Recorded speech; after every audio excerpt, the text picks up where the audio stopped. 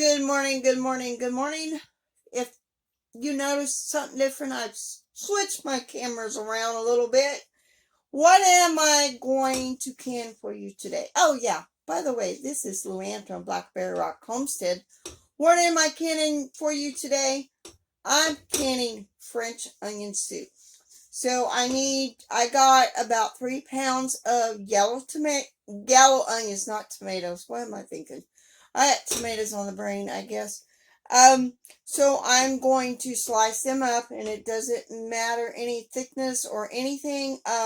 You just need to slice up. The recipe I'm using calls for 8 pounds. I have about 3 pounds, so I'm going to kind of divide it in half, and I'm using a different recipe. And I will be canning these in quarts. So let me turn the camera around and let me show you.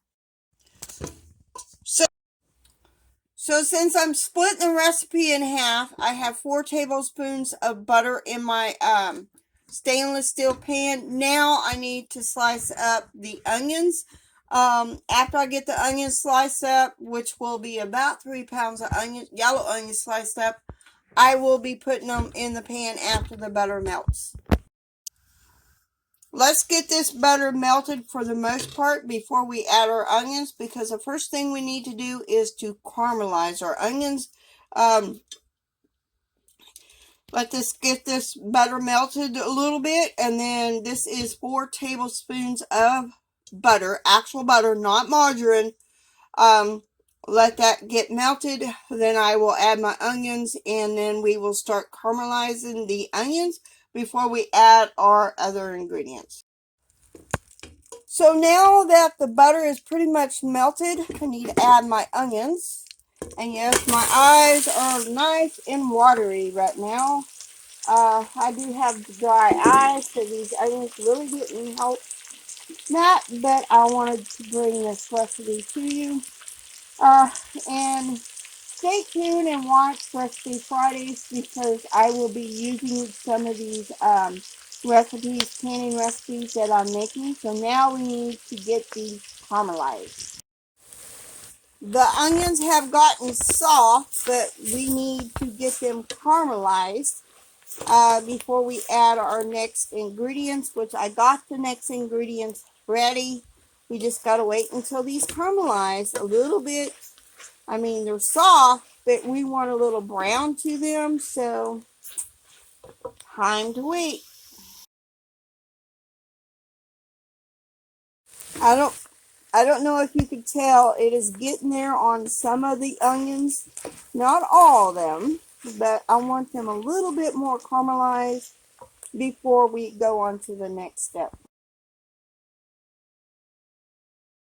They are starting to caramelize. If you could see the bottom of the pan, they are starting to really get their caramelization. I want a little bit better. And by the way, this recipe comes from this book.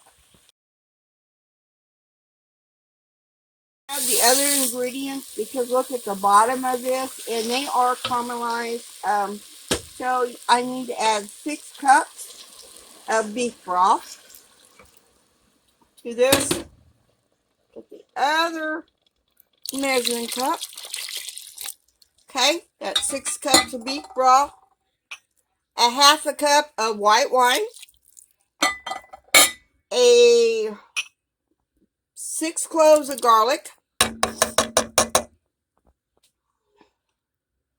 1 tablespoon of Worcestershire sauce. Can you say that 3 times fast? I will scrape that out.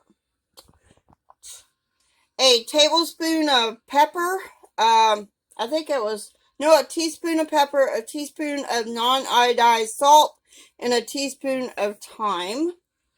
Got that out. And we need to get this and bring this all to a boil and lower the heat and let it, after it comes to a boil, we need to simmer it for 5 minutes.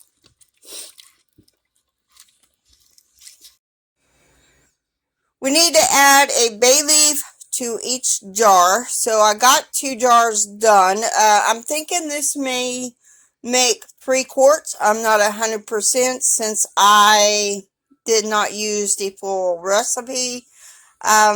So I gotta wait until it comes to a boil and then simmer it for 5 minutes. And then we will be putting the yumminess in the jar. I will be using a pair of tongs and kind of even out the onions into 3 jars, and then add the beef broth. It has come to a boil. Now I've lowered the heat down and I'm letting it simmer for 5 minutes before I put the yumminess in the jars and use the tongs to distribute it, kind of make it even of the onions in my 3-quart jars, and then they will be going in the pressure canner after I wipe the rims off and put the flats on and all that jazz. So, we got 3 more minutes. At that point, I need to use a set of tongs to evenly put the onions in there. So I'm going to do like 3 tongs of onions in each jar, and then we'll go from there. Like I said, I debubbled, I wiped the rims, put the flats on, put the rings on finger tight. I got the recommended water in my pressure canner. Now I need to put the lid on and watch for it to steam for a full 10 minutes, continuous steam, and then put my weight of 10 pounds of pressure. So I will be back when I get to that point.